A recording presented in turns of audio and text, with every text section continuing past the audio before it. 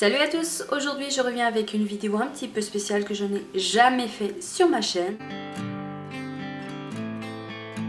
On n'est pas là pour juger, je suis pas là pour dire c'est comme ça que ça se passe, autrement vous n'allez pas réussir votre concours. Pas du tout, moi-même j'ai 3 concours à passer cette année, je sais même pas si je vais les réussir, mais c'est pas grave. En tout cas moi dans ma tête, je suis à l'aise avec ça. Alors, j'ai décidé de faire cette vidéo car depuis l'année dernière, j'essaye de passer des concours dans le secteur sanitaire et social. Et l'année dernière, je me suis retrouvée vraiment toute seule à préparer mon concours. Je savais pas comment faire, que faire, qui, que quoi, donc comment s'habiller. Enfin bref, il y a pas mal de petites choses comme ça qui sont des facteurs hyper importants pour la préparation d'un concours. Car il y en a qui ont déjà commencé à passer leur concours, il y en a qui n'ont pas encore passé, mais il y en a qui sont déjà passés leur concours. Dans tous les cas, c'est pas grave, il y a des concours tous les ans, donc cette vidéo peut servir. Conseil numéro 1, le maquillage. Je vous déconseille fortement d'utiliser du maquillage prononcé, des couleurs prononcées. Faire vraiment des maquillages pour certaines personnes, on a quand même l'habitude, même moi, quand même de faire des maquillages relativement sophistiqués. Le jour du concours, je n'ai mis qu'une bébé crème, un anti-cerne, j'ai poudré, un peu de blush léger. J'ai fait mes sourcils et j'ai mis du mascara et une légère couleur sur les lèvres. Voilà ce que j'ai fait. On n'est pas là pour passer un concours de beauté, mais tout simplement pour passer un concours. Conseil numéro 2, la coiffure. Je vous conseille de les attacher ou de dégager l'avant du visage. Ça vous permet, vous, de ne pas être gêné par des petites mèches qui peuvent tendance à vous dire je vais devenir devant. Et de ne pas vous avoir tendance à vouloir tricouter, enfin trifouiller dans vos cheveux. Moi je peux pas les attacher, on va dire, totalement comme ça. Donc ce que j'ai fait, j'ai simplement mis dégagé comme ça et je les avais mis comme voilà, histoire que ça ne me gêne pas. C'est pas quelque chose qui me va forcément, mais c'est pas grave, c'est que pour un concours. Conseil numéro 3, les ongles au naturel. Le vernis est vraiment proscrit, interdit. Pas de vernis couleur noire comme j'ai, des fantaisies, etc. Non, ça fait pas naturel. À la rigueur, comme moi j'ai fait, j'ai mis une petite base nourrissante. Vous pouvez à la rigueur mettre vraiment, si vous tenez à mettre quelque chose, vous savez, les roses transparents translucides. Voilà, histoire que vos ongles soient, on va dire, en bonne santé. Conseil numéro 4, tout ce qui concerne les bijoux, les piercings et les tatouages. Les bijoux, les choses hyper discrètes. Moi, le jour de mon concours, j'ai tiré mes boucles d'oreilles, j'ai tiré mon bracelet. Vous voyez, j'en ai un ici qui fait du bruit tout le temps. Donc, je l'ai tiré et je n'ai gardé que ma bague. Néanmoins, on peut mettre des petits colliers fins, les bracelets, c'est vraiment des choses, ou alors des bracelets, vous savez, en cuir qui font pas de bruit, ce choses-là, des petites boucles d'oreilles discrètes, mais tout ce qui est accessoires cheveux, machin, voilà, on n'est pas là pour plaire. Quant au piercing, si vous en avez, il est fortement recommandé de les tirer, sauf si c'est discret. Moi j'en ai un au nez, j'ai pas un anneau, mais si j'en avais eu un, j'aurais tout simplement mis un petit bijou.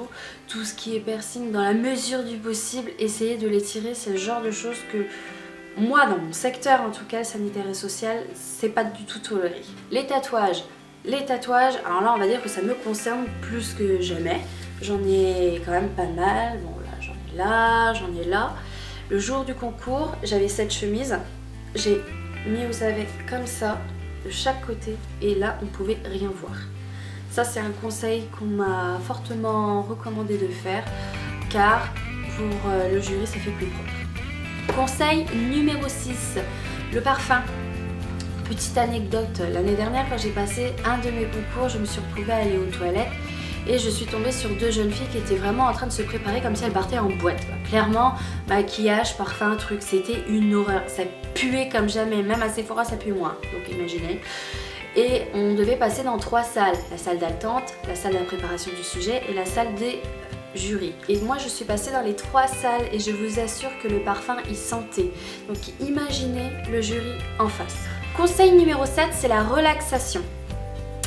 Tendance à essayer de se détendre juste avant de commencer le concours. Plus facile à dire qu'à faire, j'ai envie de dire, pour connaissance de cause, parce que je suis arrivée assez en avance et j'avais tendance, vous voyez, à marcher pour je pense me décontracter, mais au contraire ça n'a fait que m'énerver, me stresser encore plus. Du coup, à la fin, je me suis mis contre un mur et j'ai respiré.